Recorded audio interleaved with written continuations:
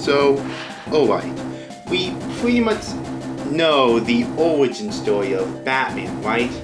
He was a young boy named Bruce Wayne, and one night, him and his parents went through an alleyway until a man named Joe Chill came out the house and saw his parents dead.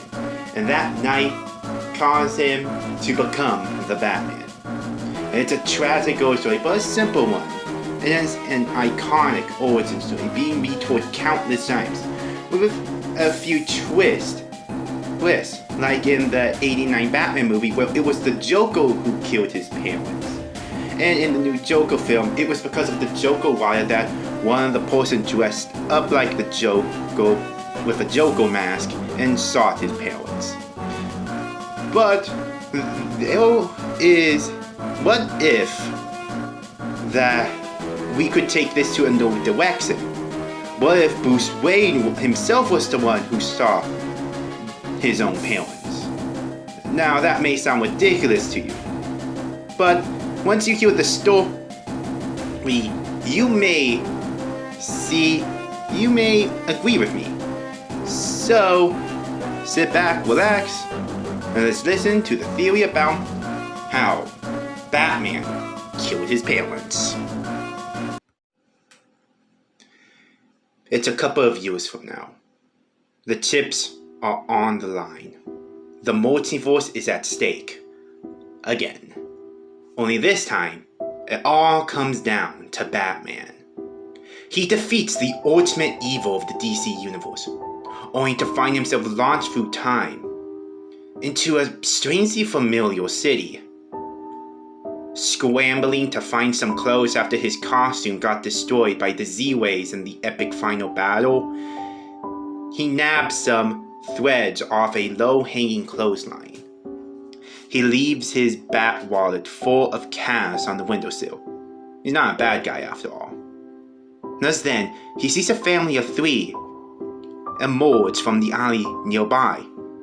With a strange sense of deja vu, Bruce recognizes his mother and father, and his childhood self.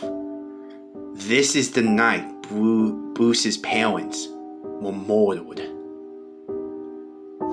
Bruce wails around, looking for the culprit, Joe Chill. But the only people there were himself and the Waynes. They barely glance the ragged figure as they start to walk past.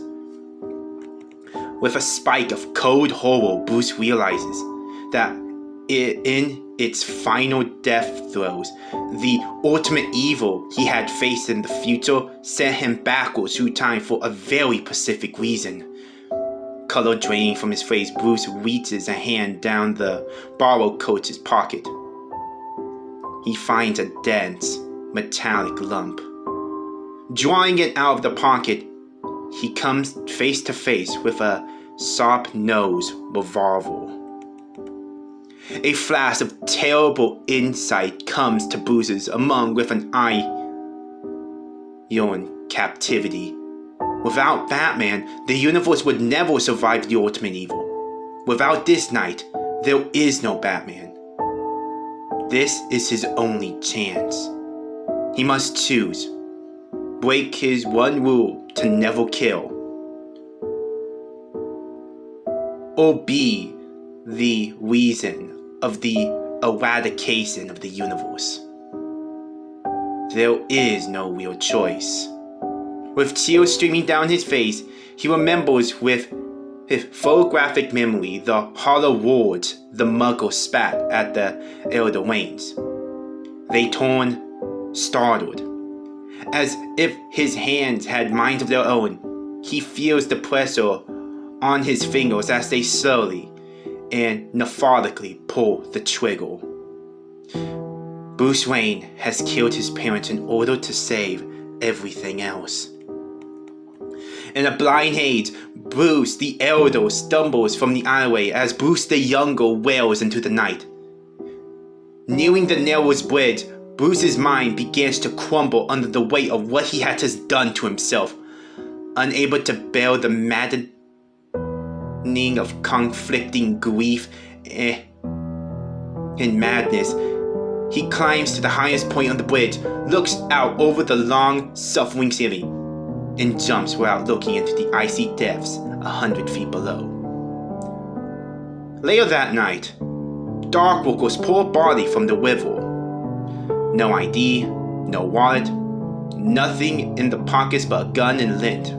Broken, deathly pale, but miraculously alive. As the foreman hangs up the car to the cops, he almost swears he hears something from the body.